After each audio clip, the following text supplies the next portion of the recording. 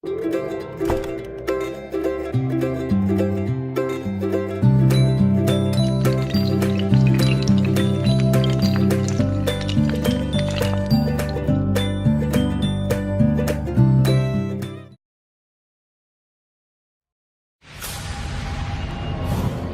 may be the largest mass UFO sighting ever witnessed over America.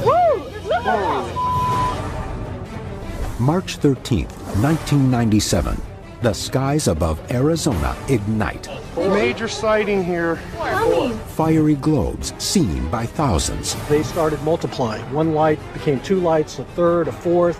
Reports of an ultra-silent aircraft, seemingly as large as a battleship. It was so big, I could not see the front, the back, side to side of this craft. Do ancient clues over 1,000 years old show a pattern? It looks like a saucer with fire. Or could it be a top-secret government program? There are large vehicles that fit the descriptions you heard.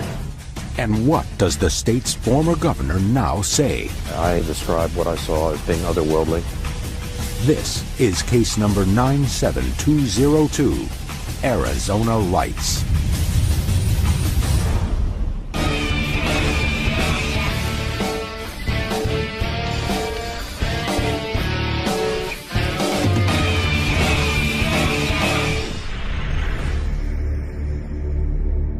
Something is in the sky and something is happening, and I'll go to my death knowing that what I saw was true. Thousands of people all over Arizona saw something that night. I believe the Phoenix Lights are real, and that's a fact. On the evening of March 13th, 1997, residents throughout Phoenix, Arizona are outside looking skyward. The large number of spectators are there to gaze at the Hale-Bopp comet, a comet last seen more than 2,000 years ago. But instead, something else appears in the darkness. Something quite unexpected. A mass sighting that came to be known as the Phoenix Lights.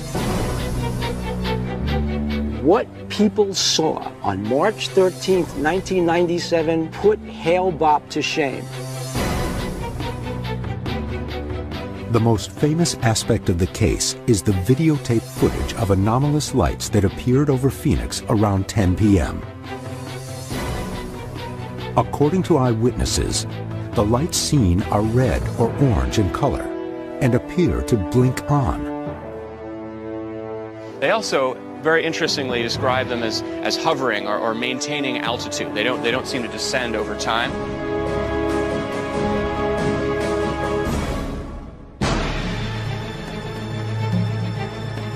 But the 10 o'clock lights are only part of a complicated story. Earlier that same evening, reports flood in from across the state of additional sightings. Some describe a V-shaped formation of lights, while others claim they see an actual boomerang-shaped craft. According to the eyewitnesses, what is seen in the skies above Arizona is absolutely enormous. Reports describe the craft as being nearly a mile wide. At times, it hovers silently in the night sky, but it is also capable of achieving incredible speeds. Clearly, this massive craft is unlike anything known to exist. The people who watched it were actually in shock. Woo! Look at that! I got that one on video. The boomerang is allegedly spotted as early as 7:55 p.m. in Henderson, Nevada. Then in Paulden, Arizona at 8:15. Prescott at 8:17. Phoenix at 8:30. And Tucson at 8:45. No images of this massive craft are known to exist. Are these separate sightings or different aspects of the same event?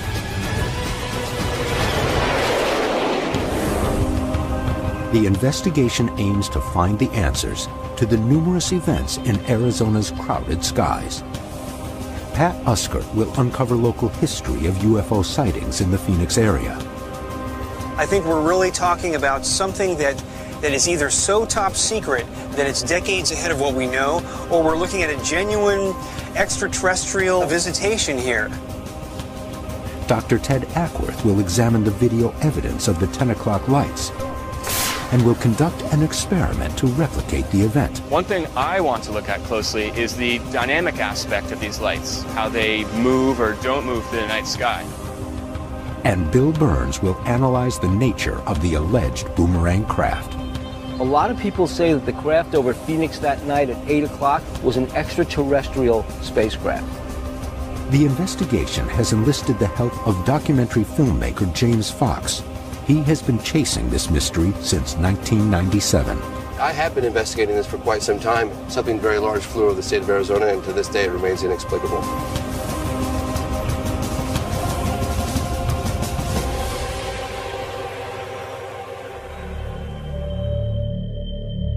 Lights in the sky over Phoenix are nothing new. Carved into these mountain rocks are ancient clues that the Hohokam Indians may have seen UFOs more than 1,000 years ago. The night skies over Phoenix seem to have a history of strange events that led to the 1997 mass sighting and through to the present day.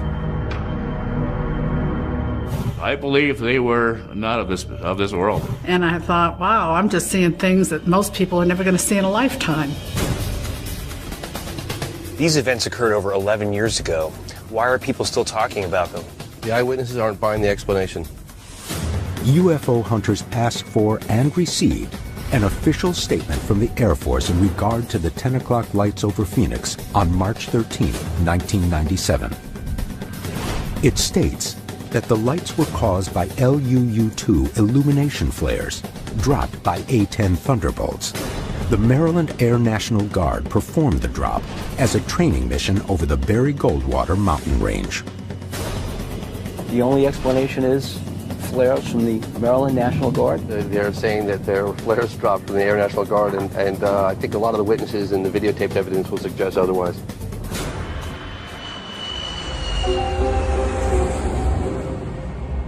As the initial step in his investigation, Pat checks in with Richard Ruelas, a reporter for the Arizona Republic. Ruelas has been covering the Phoenix Lights phenomenon since the beginning. A lot of times, UFOs are seen in little small rural areas. This was an event over a major city, and a lot of people saw it. So it's not something that could be easily discounted. But apparently there were two events. One of the big confusions about the Phoenix Lights is that there were two separate incidents that night. Around 8 o'clock, people see a V formation. About 10 o'clock, there are hovering orbs on the western part of Phoenix. That's not what most people saw. Most people who saw the Phoenix Lights on the ground saw this V overhead. An important figure in the story of the Phoenix Lights is Councilwoman Frances Emma Barwood. On May 6, 1997, citing public safety concerns, Barwood asks for an official investigation into the incidents of March 13th. Just the mere mention of a politician that we should spend state or government resources on investigating a UFO gets her laughed at. Why would people stick their necks out and get burned when there was really nothing going on that night? For me to imagine that it was much ado about nothing, I think maybe it was much ado about something. All Francis said was, as a matter of public safety, what's hovering over the city of Phoenix? The word UFO was never uttered. She never said the word ET, extraterrestrial, flying saucer, spacecraft. She never said it. I couldn't understand, why does anybody want to know the truth? The Arizona Republic did cartoons with, I think it was flying saucers going in one ear and out the other, and another one with a switch on the side of my head going off. Not only do they not want to know, it's like thou dost protest too much.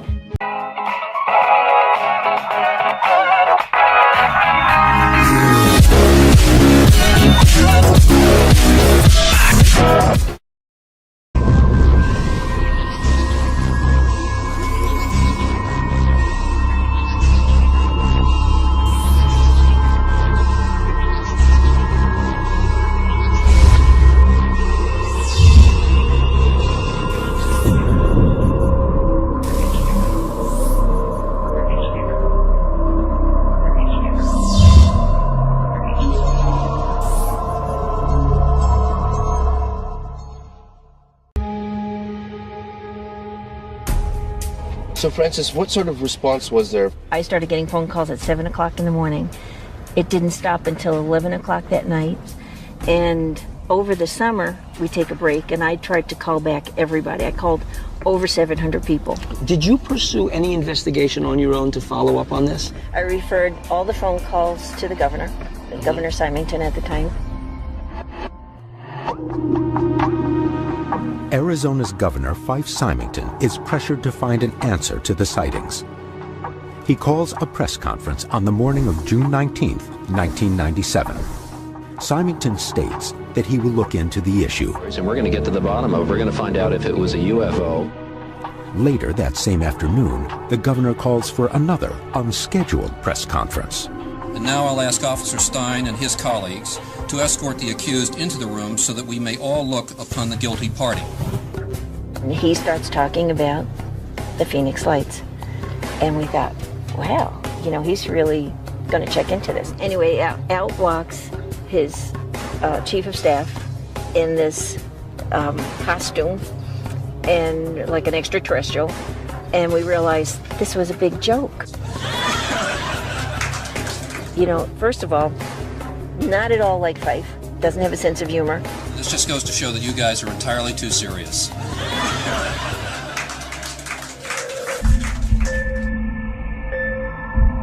Was it your perception, or is it your perception to this day, that there was something organized against you because you dared to ask that question once at a city council meeting?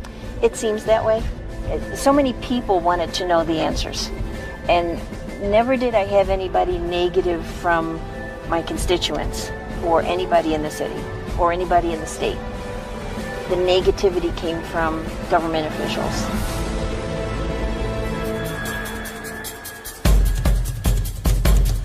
But other details emerge.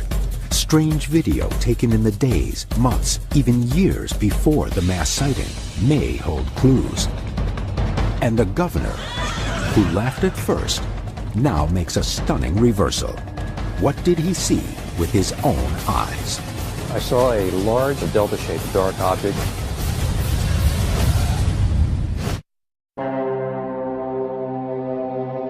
That night, we seen a bunch of lights appear, like over towards South Mountain area.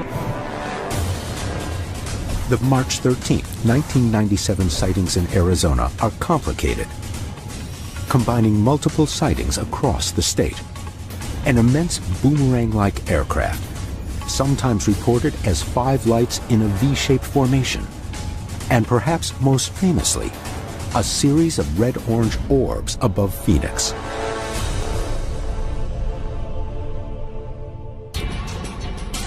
Bill and James Fox are meeting with Mike Kristen, an eyewitness to the Phoenix Lights. Take a look at this. Oh my God. On March 13th, 1997, Mike is out on his balcony enjoying the cool night air when he spots a bright orange light in the distance. You tell me what it is. So I went in to get my video camera to shoot it, and as I was doing that, it went out, and another light appeared to the right of this thing, a little bit lower. That light went on. Then another one went on. Before I knew it, this entire array of lights had gone up. 8 or 9 lights, and they formed this arc. I videotaped that for about 2.5 minutes, and then the lights slowly started to go off one at a time, and not in the same order that they went on.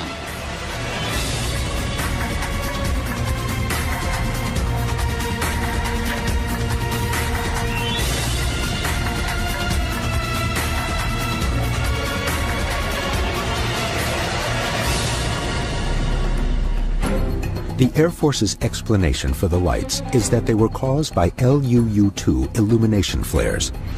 According to official documents, the flares were dropped from A-10 Thunderbolts as part of an annual training exercise called Operation Snowbird. The flares were ignited over the Barry Goldwater Gunnery Range, beyond the Estrella Mountains.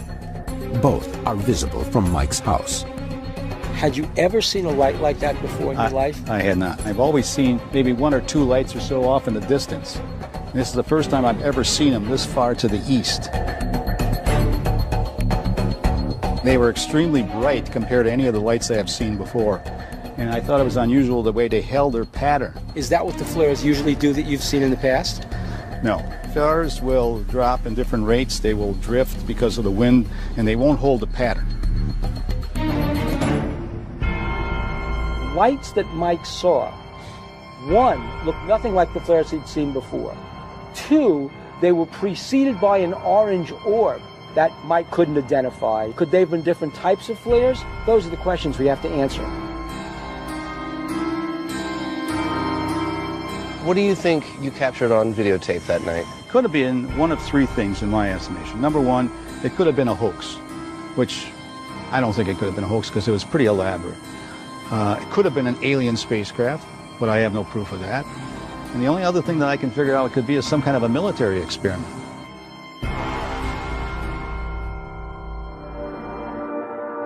Some of the behaviors of these lights strike me as strange, as described by the witnesses, and therefore they definitely bear further investigation. Ted sets his sights on a flare experiment he plans to conduct in California's Long Beach Harbor. Using hand-launched maritime parachute flares, he will test the military's explanation.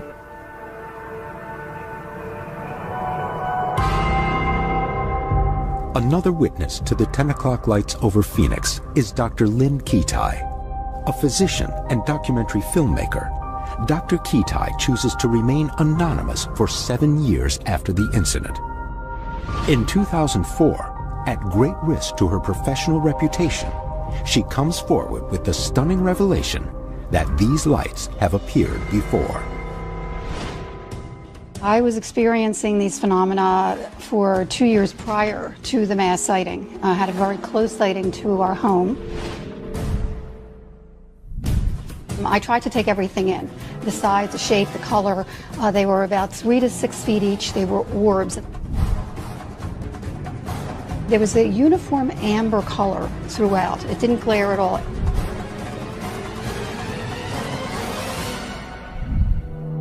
According to Dr. Ketai, another set of lights appeared in January 1997, 2 months before the mass sightings over Phoenix. She sees what she believes to be a massive triangular formation, and she manages to capture the triangle shape on film. There were 6 points of light that seemed to be attached to something, moving slowly in tandem behind South Mountain. After seeing strange lights in both February 1995 and January 1997, Dr. Ketai is not surprised when she sees some familiar lights 2 months later on March 13th. I saw the 6 lights pop on, and I fumbled with my camera to get out there really quick, and by the time I got it focused, that's what I saw.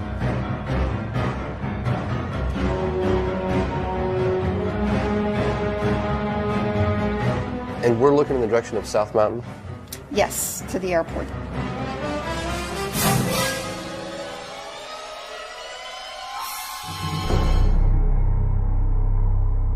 So Lynn, just to play devil's advocate for a minute, what would you say to someone who suggested that what you saw was a military flare? There's no way that it could have been military. Military flares flicker and they can't keep a formation, they drift with the wind. These were orbs.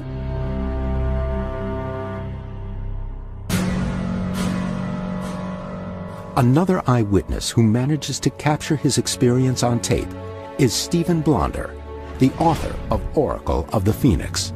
And like Dr. Ketai, March 13th was not the first time that Steve and his neighbor, Jaylene Brugman, claimed to have seen something inexplicable in the Phoenix sky.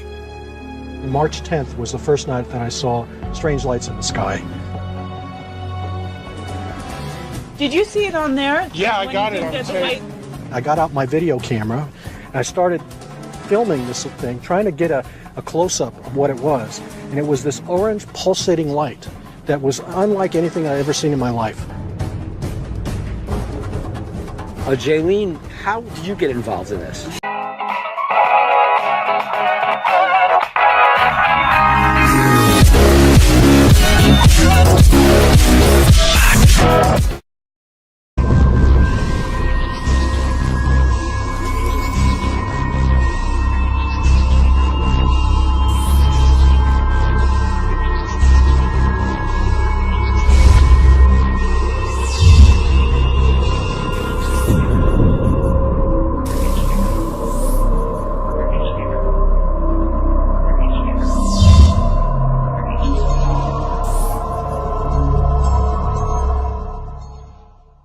His wife Susie came over the next day and just was in like shock and said, "We saw an UFO last night."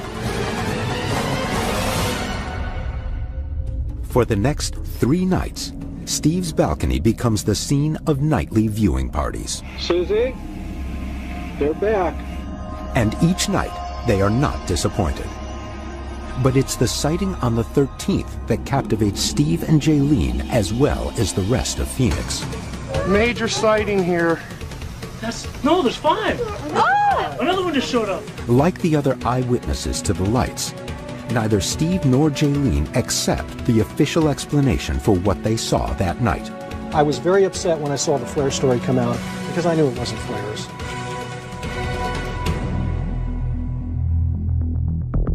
The flares that ANG claimed they dropped were LUU-2 illumination flares. The eyewitnesses were surprised that there wasn't any illumination or sky lit up around the flares. But it is possible that the environmental conditions that night wouldn't have allowed for that kind of reflection around the flare. UFO Hunters invites Jaylene and her husband Jason, also an eyewitness that night, to participate in an experiment spearheaded by Ted in Long Beach, California. We're doing the best we can to approximate what would have been the kind of military flares that would have been deployed from aircraft, and we'll just see if our witnesses who saw the lights over Phoenix think that these lights look like the military explanation. The team is using standard maritime flares in place of the LUU-2 military flares. Maritime flares are used by ships in distress to visually signal rescuers. When launched, they shoot nearly 1,000 feet into the air. Both the LUU-2 and maritime flares are deployed with parachutes, and Ted is primarily interested in the way the flare's flight characteristics are perceived by the witnesses. Well, I have no way of predicting what's going to happen. We'll just have to launch these flares and see what they look like. We're all ready to shoot. We've got 5 flares. Make sure they're looking at the trajectory. That's one of the most important aspects here in the test. Okay, we're going live in 10 seconds. The flares are sent aloft. Now it's up to the witnesses to decide.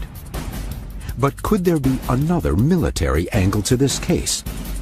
The lights over Phoenix could mask one of the largest clandestine government projects ever created, a top-secret stealth aircraft that is utterly enormous.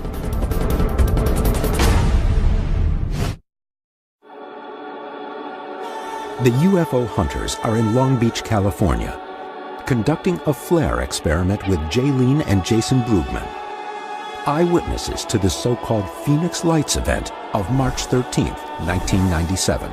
The official explanation put forward by the Air National Guard is that the lights over Phoenix were flares, LUU-2 flares dropped from A-10 Warthogs. Because Ted is primarily concerned with the flight characteristics, he'll substitute one parachute flare for another, using maritime flares instead of the LUU-2s. They are easier to control, and the eyewitnesses can be closer to the source of light. Do you have any special instructions for the witnesses? I want to make sure the witnesses are looking at a few different things, primarily the trajectories of the flares. As they float down, they follow a similar trajectory to what they had seen in Phoenix. Okay, guys, we are locked and loaded. Eyes in the sky in 10 seconds. I'll take one. Okay, you ready? There it is. That's the first one.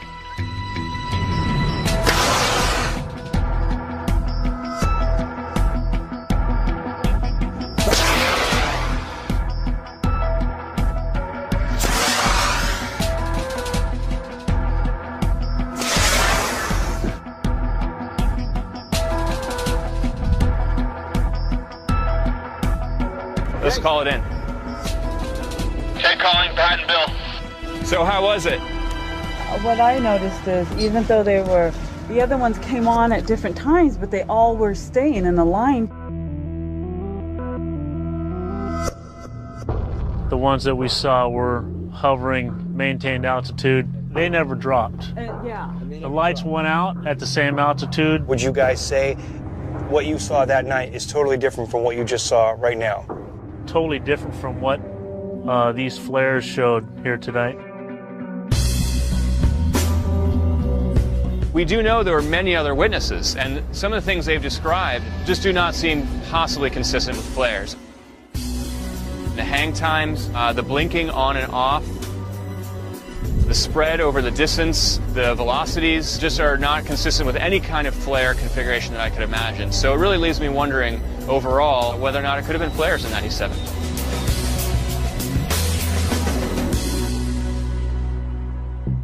With eyewitnesses discounting flares in the field test, Ted turns to the video from that night to see if any other characteristics of the lights could be distinguished. Ted and image analyst Terrence Masson study the 10 o'clock footage from both Mike Kristen and Steve Blonder. We have a source from Mike in the northern part of Phoenix and Steve, who's in the sort of the southern side. They're about 15 miles apart, roughly, across the basin. It seems that they've both taken footage of what appears on initial analysis to be the same thing. To the naked eye, the lights in the footage seem to be over the city. After several minutes, the lights appear to blink out. There are theories that they're flares that are flaming out. Now, the curious thing is that when they go off, they don't go off in order. If they were flares getting dropped out of an aircraft successively, and their burn times are approximately equal, right, they'd probably flare out in order as well. Though the behavior of the lights seems to contradict the flare explanation, their physical appearance may back up the Air Force's claims. So regarding the LUU-2 flare theory from the military, we know chromatically they're pretty white. What do you think from the footage here? Is that consistent with the military's explanation? It seems to be, but as we've seen many times, the video quality, most of these lights, if they do have any color in them that you see to the naked eye, they're still going to show up on video as white. It's basically overexposed points, right, against even black. if there's color. Right. It's not proof that they're flares, but it's definitely a possibility, right. I'm on the fence, I guess I'd have to say. It seems pretty unlikely to me that these were a string of flares floating down on parachutes. But then again, we're dealing with appearances. We don't have a lot of quantitative data on this, and I don't really feel that they were flares. And I can't quantitatively prove it one way or another. Pat and Bill return to Arizona in order to track down witnesses to the other multiple sightings on the night of March 13, 1997. They are on the trail of an alleged second object seen on the same night. Witnesses report a boomerang-shaped craft flying over the state of Arizona between 8 and 10 p.m. Because there are no known photographs or video of this alleged massive craft, UFO Hunters has enlisted the help of John Bavaresco, a sketch artist and computer graphic expert. Based on multiple eyewitness testimonies, John will create a composite image of what was in the skies over Arizona that night. 8:13 p.m., March 13, 1997. Dana Valentine is sitting on the back porch of his father's house when he sees 5 lights in a V formation approach. I watched a little longer and came by about 10 minutes, and I figured they should have been on top of me by now. Intrigued, Dana brings his father outside to watch the lights with him.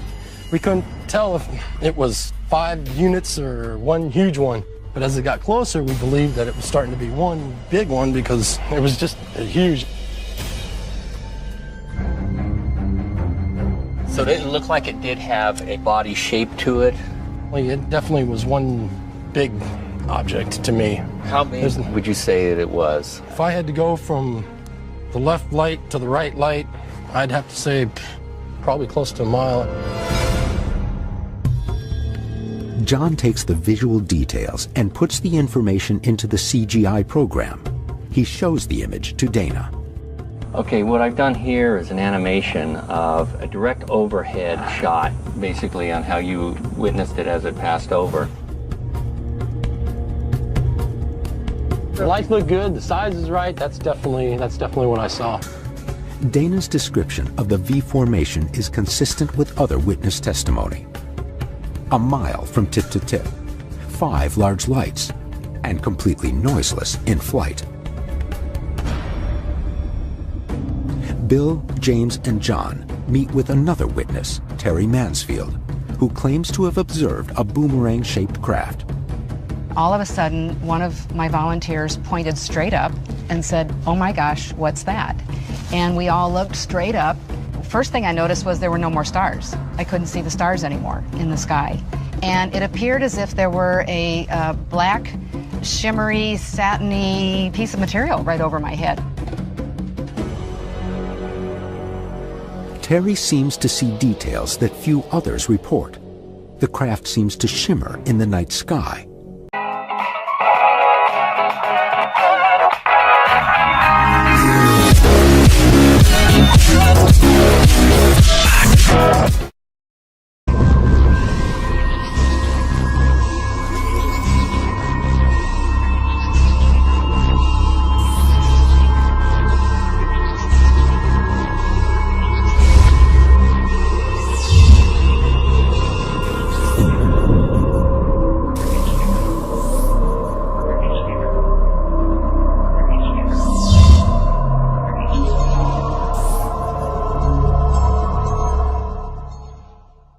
It was so big, I could not see the front, the back, side to side of this craft. Was it so large that it spanned from horizon to horizon then? Where I was standing, I could not see the edges of this, whatever it was that was flying overhead. You said you saw a surface on the bottom of this craft, and it was kind of shimmering. Really, it was as if there was a soft ripple of an undulation. It was very fluid. I felt like I could reach up and touch it. Terry's past experience makes her a knowledgeable witness when it comes to aircraft. Having been in the Air Force with my husband for 22 years, and my father-in-law is an Air Force pilot for 26 years, we've seen jets, we've seen planes, we've seen helicopters, we've seen all kinds of military aircraft. Well, I think I've got something here that could represent what Terry saw. See if this works out.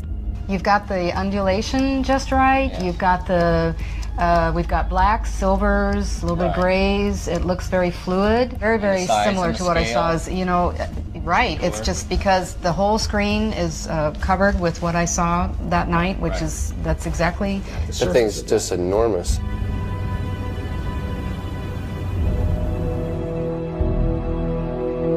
One of the most powerful forms of evidence is corroborating witness testimony from people who don't know each other, never heard of each other. So what this does for the case is it adds another mosaic tile to a much larger picture. Orbs, a mysterious string of lights, and a massive V-shaped object that appears to undulate are all reported over Phoenix in March 1997. Are these sightings all related, or completely separate incidents? And is it possible that the technology responsible is a top-secret invention of our own? There are large vehicles that sort of fit some of the descriptions you heard. Whatever was going over my head, it seemed to be so low that I could reach up and touch it, and it was absolutely silent. Video evidence from March 13, 1997 has shown strange light formations in the Phoenix skies, and numerous witnesses have reported seeing unexplained objects and other orbs hovering above Arizona. Is there something about this area that attracts these objects?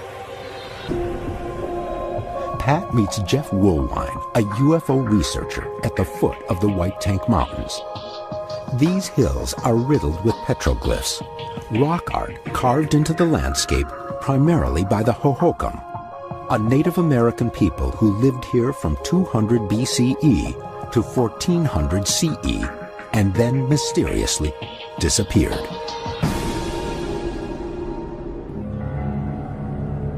Clearly, the Hohokam were seeing things in the sky as we're seeing now, strange objects, strange lights, if you will. They didn't have video cameras back then. They had stone boulders to record something significant, something to remember in history. They wanted to copy this down so people would understand what had happened here. Pat and Jeff hiked to the spot where strange petroglyphs have been found.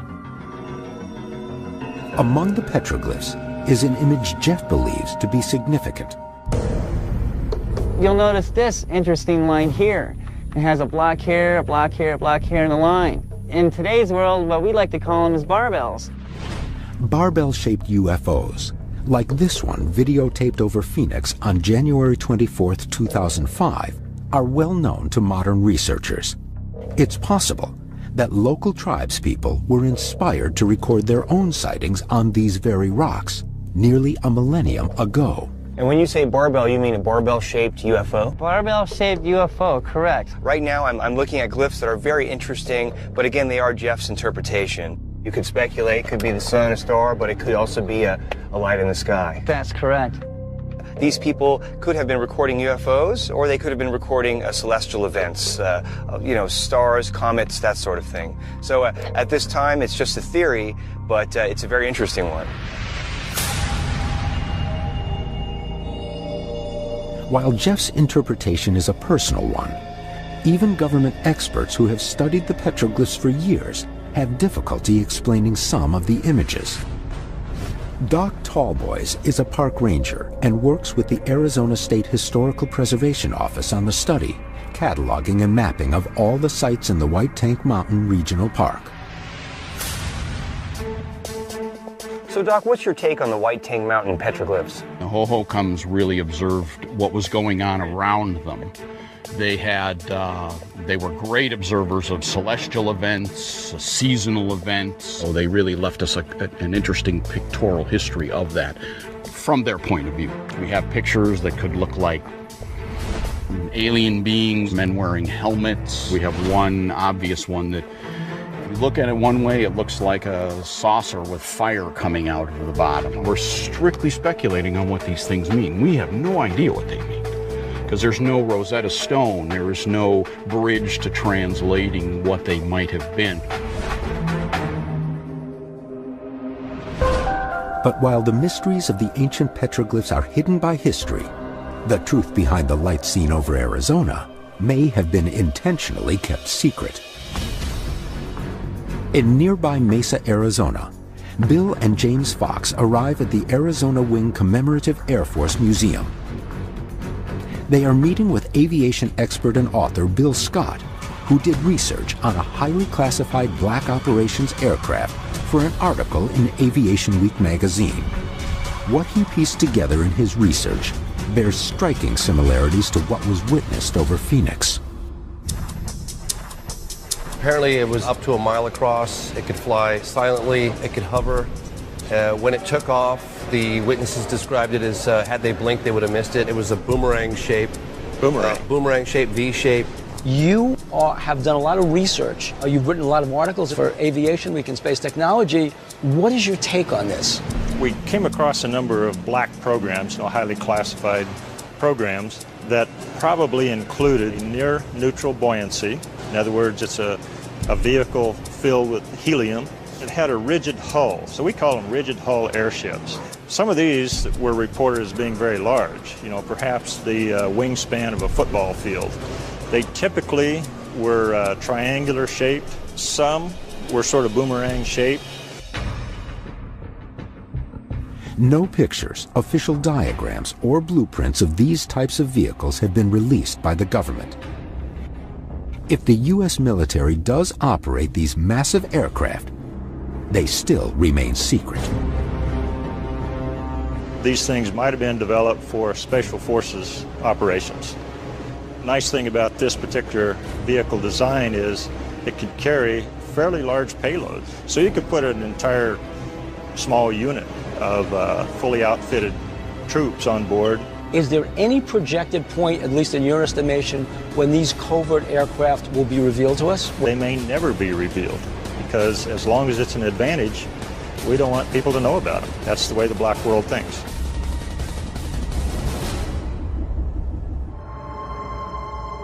While the rigid hull airship sounds similar to reports of the boomerang, it is not an exact match. Some of the performance characteristics, such as amazing speed and the strange undulating surface, don't seem to be consistent. The rigid hull airships that I looked at would not display some of the characteristics that some of your observers did, like this idea of blinking out and disappearing immediately. I don't know how to explain that. I'm just saying that there are large vehicles that sort of fit some of the descriptions you heard. Can the events that transpired in Arizona be explained by these covert programs? And are the UFO stories merely part of a disinformation campaign? Former Arizona Governor Fife Symington comes forward to put the issue to rest once and for all. I described what I saw as being otherworldly.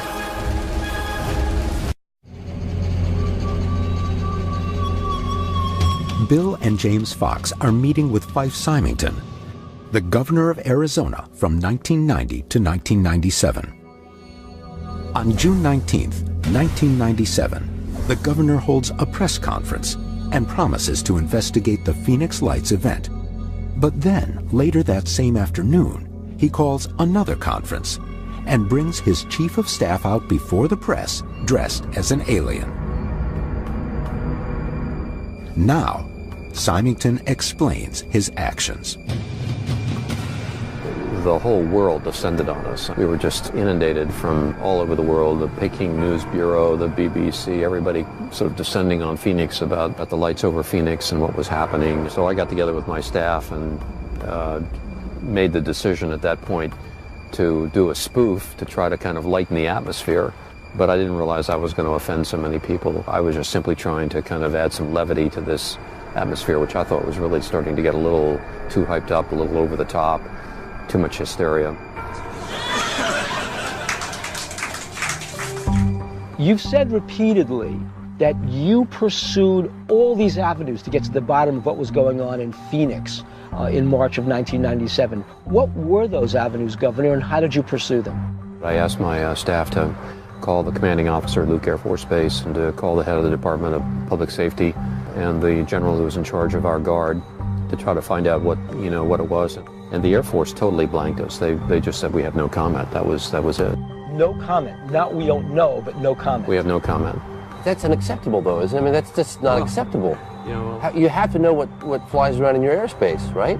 As a governor, you know that no comment means a lot more than we don't know, there's nothing there. Well, I know as a governor, the worst comment that a governor could make is no comment to the press.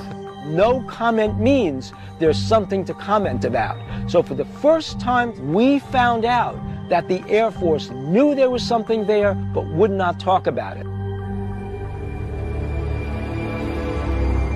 In 2006, Governor Symington agrees to be interviewed for James's documentary, Beyond the Blue, and drops a bombshell on camera. A lot of people saw it in Maricopa County, and I saw it too. Symington, a pilot and retired Air Force officer, admits that he himself saw the boomerang-shaped craft. Fife, can you describe what exactly you saw on March 13th, 1997? I've described it as a delta-shaped craft, but it was a large, dark object, and it was enormous. It was so big it was hard to really determine how fast it was going because it was so large. It was very, very odd, the whole thing. It was kind of had an iridescent quality to it, and it was just astounding. I mean, much bigger than anything I'd ever seen in the air. I realized that I was seeing something that was truly extraordinary. Fife, why did you decide to come forward? I figured, well, enough time has passed, and I can see that there are a bunch of people that are really angry with me for what I did, so this is really an opportunity right now to set the record straight. I'm no longer governor, and I'm just a Joe citizen, and I don't want people to be, who are my constituents, to be upset with me for something that really I'm on the same page. In your opinion, as an Air Force officer, as a pilot, do you think that this craft you saw was military?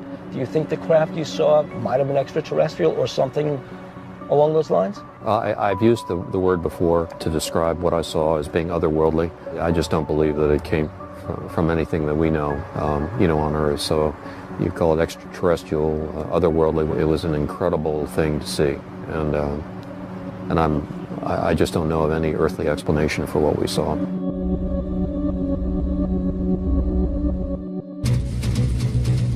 my opinion, we're looking at some kind of extraterrestrial craft that passed over the city. Multiple eyewitnesses agree on that, including the governor of Arizona himself, who said that this thing was from another world. I can't imagine that hundreds of people across Phoenix would be so fooled. It really does leave me wondering, could this have been something more? I think it's a real craft. I don't think it's an illusion. I think it's a craft that has amazing aerodynamic qualities. I think it's a solid craft, but I think it is our own neutral buoyancy triangular spacecraft.